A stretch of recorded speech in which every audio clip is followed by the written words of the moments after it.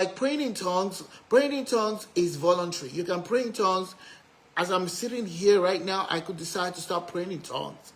Pray in tongues voluntarily, but praying, groaning in the spirit, which is often the work of the Holy Spirit, is an involuntary act. It's not something that you just come up with and begin to groan. It doesn't. If people do such things, well, it's possible that you are expressing your flesh, except if it is inspired by the Spirit.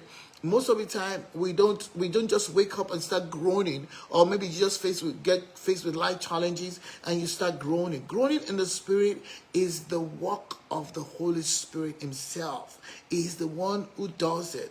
But praying in tongues is done by the believer. Your own spirit is the one doing the praying. It is important to differentiate that, because Paul was able to differentiate it.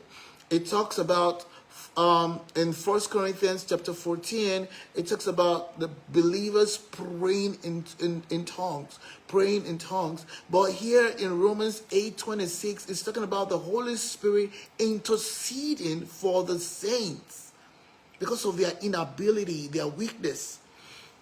So the Holy Spirit in groaning takes over the burden of intercession and labors on behalf of the saint or the believer with sounds too deep for words. That's what groaning is all about. That's the way I define groaning. It is the Holy Spirit taking over the burden of prayer and labors in intercession for the saints or on behalf of the believer with sounds too deep for words. So definite sounds are not formed in this case. It is the Holy Spirit doing the praying, and so